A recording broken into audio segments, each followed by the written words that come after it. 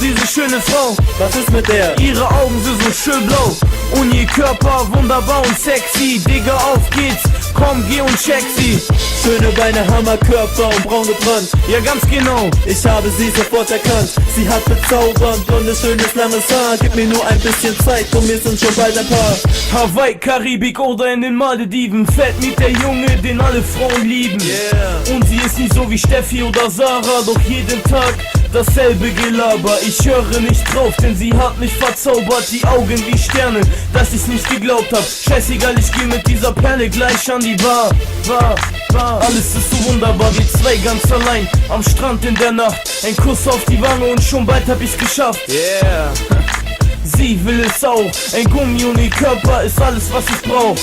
Doch sie sagt, sie will es langsam angehen. Ich sag, Bitch, ich hab schon ein Stehen. Die Nacht war so heiß, so wunderbar und prima. Ihr wollt den Namen wissen? Ihr Name war Sabrina.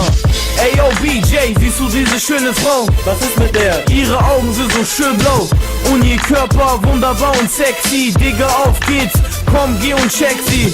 Schöne Beine, Hammerkörper und braun gebrannt. Ja, ganz genau. Ich habe sie sofort erkannt. Sie hat bezaubernd blondes, schönes, langes Haar. Gib mir nur ein bisschen Zeit und wir sind schon bald ein Paar. Es ist warm, die chillen auf der Badewiese. Bombenwetter, heiße Chicks, mal sehen, was ich heute so kriege. Ich mach mich auf den Weg, sehe wieder und wieder so eine Anna, so eine Ina, Mona Lisa und Christina. Doch dann sehe ich sie, ich denke mir wunderbar. Diese Beine, ihr Arsch, diese Kurven, ulala. Alles klar, jetzt erstmal ansprechen. Ohne ihr das Herz zu brechen, Das kann ich dir nicht versprechen. Sabrina, sie ist meine Traumfrau. Zuckersüß, arrogant, eingebildet, super schlau.